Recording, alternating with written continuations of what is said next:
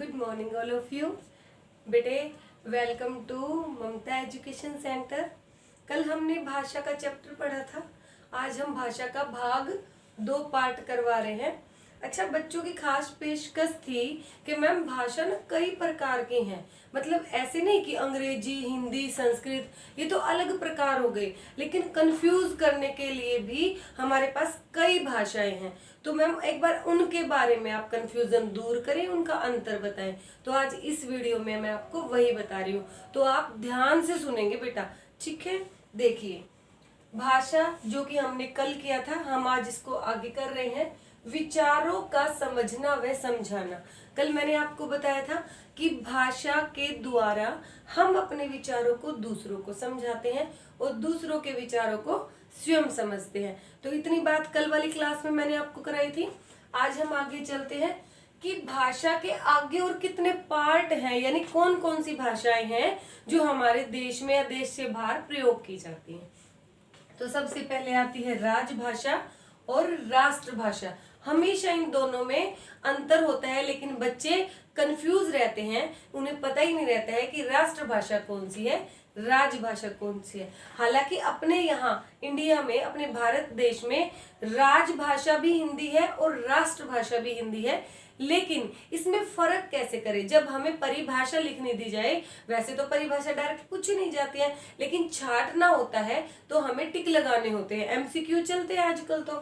तो राजभाषा आपको पता होनी चाहिए कि जो राजकाज की भाषा है, ठीक है, उसे हम राजभाषा कहते हैं। यानी कि सरकारी कामों में, यानी कि जितने भी आपके फॉर्म निकलते हैं ना बेटा, आप बच्चे हैं, आप बड़े होके आप सरकारी नौकरी के लिए तैयारी करेंगे, कॉम्पिटिटिव एग्जाम के लिए आप तैयार होंगे, तो उसमें ये पूछा जाता है। तो जब जितने भी फॉर्म निकलते हैं तो हमारे यहाँ वो हिंदी में निकलते हैं, तो हिंदी हमारी क्या है, राजभाषा है। फिर राष्ट्रभाषा क्या है, एक राज्य में बोली जाने वाली भाषा।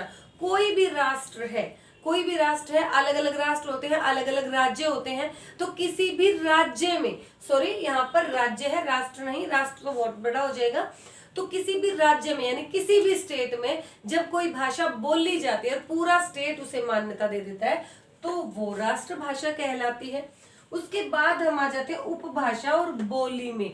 उपभाषा और बोली में बच्चे हमेशा कंफ्यूज होते हैं, उन्हें पता नहीं चलता उपभाषा और बोली क्या होती है। देखिए, भाषा जब आपको पता चला है तो उससे थोड़े छोटे रूप में आ जाइए। भाषा तो ऑल ओवर इंडिया बोली जाती है, फिर विदेशों में बोली जाती है, मतलब पूरे राष्ट्र में बोली जाती है भाषा। लेकिन उपभाषा कहाँ बोली जाती है बेटा, पूरे राष्ट्र से थोड़े छोटे हिस्से में, यानी ये बोली से तो बड़े हिस्से में बोली जाती है, लेकिन भाषा से छोटे हिस्से में बोली जाती है। देखो मैं आपको समझाती हूँ। जैसे पहले इसकी डेफिनेशन देख ले, एक क्षेत्र में बोली जाने वाली भाषा, यानी कि एक बड़े से क्षेत्र में बोली जाने वाली भाषा, जैसे ब्रज है और अवधि है। पहले ये बोलियां होती थी बेटा, लेकिन जो हमारे रामचरितमानस लिखा हुआ है, जो हमारा रामचरितमानस लिखा हुआ है तुलसीदास जी द्वारा, वो अवधी भाषा में लिखा हुआ है। और जो हमारा सुरसागर, सुरसारावली लिखा हुआ है, वो ब्रज भाषा में लिखा हुआ है। किसके द्वारा, सूरदास जी द्वारा। तो इसलिए जब साहित्य किसी बोली में रचा जाए, देखो बोली तो छोटी होती है, लेकिन जब किसी बोली में साहित्य रच दिया जाए तो वो बोली ना रहकर क्या हो जाती है, उपभाषा। तो आपको पता चला कि बोली तो छोटे छोटे क्षेत्र में बोली जाती है, लेकिन उपभाषा बोली से बड़ी और भाषा से छोटी होती है। अब बोली को समझ लें ताकि ये पॉइंट क्लियर हो जाए। बोली क्या है, छोटे से क्षेत्र में बोली जाने वाली भाषा, जो बिल्कुल छोटे छोटे क्षेत्रों में बोली जाती है, जैसे मगही, बघेली, बुंदेली, कन्नौजी, कन्नौज में बोली जाती है कन्नौजी, बुंदेल में राजस्थान की साइड बुंदेली, फिर बिहार में मगही, बघेली, ये सारी की सारी अलग अलग स्टेट में बोली जाती है, लेकिन स्टेट के भी कुछ कुछ छोटे छोटे हिस्सों में बोली जाती है। तो जब छोटे छोटे हिस्सों में कोई भाषा बोली जाती है तो वो बोली बन जाती है, भाषा नहीं होती। अब बोली से अगर साहित्य रचना हो जाए तो वो उपभाषा हो जाती है, और जब पूरे राष्ट्र में कोई भाषा बोली जाती है तो वो राष्ट्रभाषा बन जाती है, यानी कि वो भाषा बन जाती है। भाषा से छोटी उपभाषा और उपभाषा से छोटी बोली। ऐसे सबसे छोटे क्षेत्र में बोली जाने वाली बोली, बड़े से क्षेत्र में बोली जाने वाली उपभाषा, और बहुत बड़े क्षेत्र में बोली जाने वाली भाषा। तीनों का अंतर आई होप आपको अच्छे से हो गया होगा। अब उसके बाद एक दो भाषा के बारे में और बात कर लेते हैं जो आजकल ट्रेंड में है, संपर्क भाषा। संपर्क से ही पता चल रहा है, जब आपस में लोग एक दूसरे से संपर्क करने के लिए जिस भाषा का प्रयोग करते हैं वो संपर्क भाषा कहलाती है। तो अपने भारत की जो संपर्क भाषा है वो तो आपको पता ही है, हिंदी है ना। लेकिन अगर हम पूरे विश्व की, ब्रह्मांड की बात करें, पूरे वर्ल्ड की बात करें, तो हमारी संपर्क भाषा क्या आ जाएगी? इंग्लिश आ जाएगी बेटा। क्योंकि पूरी दुनिया के लोग, चाहे किसी को कोई भाषा आए या ना आए, लेकिन इंग्लिश एक ऐसी भाषा है जो विश्व गुरु है, यानी कि विश्व गुरु तो अपनी हिंदी आ जाती है, जो पूरे विश्व की संपर्क भाषा है। पूरे विश्व के किसी भी कोने में चले जाओ, आपको अंग्रेजी बोलने वाले अवश्य मिल जाएंगे और आपकी अंग्रेजी भाषा को समझने के लिए अवश्य ही वो तैयार हो जाएंगे। अब एक और भाषा आती है, इस पे बच्चे बड़े कंफ्यूज होते हैं। वो भाषा कौन सी है? मानक भाषा। यहाँ पर बच्चे थोड़े से डेफिनेशन क्लियर नहीं कर पाते हैं, तो मैं बता देती हूँ।